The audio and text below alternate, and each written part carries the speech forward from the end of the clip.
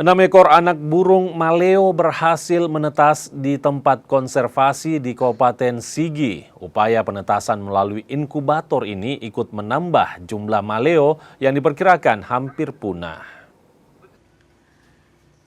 Tempat penangkaran maleo di Kabupaten Sigi milik Mobius Tanari kembali berhasil menetaskan telur burung maleo dari inkubator. Telur-telur maleo ini didapat dari hasil sitaan Balai Konservasi Sumber Daya Alam Sulawesi Tengah dari sejumlah tempat yang menjadi populasi burung maleo. Petugas konservasi Aditya Wirasaputra bilang, kurun waktu 2 bulan terakhir, ada 6 anakan maleo berhasil menetas di inkubator. Anakan maleo itu terlihat aktif di kandang sementara.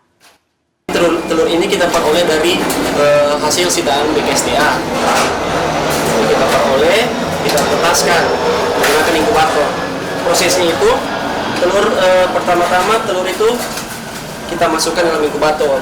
Kita harus tentukan dulu sisi telur. Telur ini memiliki sisi atas bawah. Jadi sisi yang bulat itu berada di atas.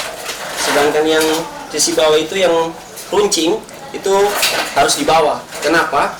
Karena itu menentukan posisi maleo pada saat menetas. Jika terbalik, maka anakan maleo yang akan menetas itu akan mati. Upaya penetasan di inkubator ini diyakini memiliki tingkat keberhasilan sebesar 70%. Beberapa telur yang gagal menetas karena telah rusak saat dievakuasi. Sebelumnya, ada sekitar 51 ekor yang berhasil menetas di inkubator. 30 ekor telah dilepas liarkan, sementara 21 ekor masih dalam kandang menunggu dilepas liarkan ke habitatnya. Upaya penetasan yang dilakukan di luar habitat maleo ini dianggap ikut membantu meningkatkan populasi burung endemik Pulau Sulawesi ini. Aldrim Talara, Kompas TV, Sigi, Sulawesi Tengah.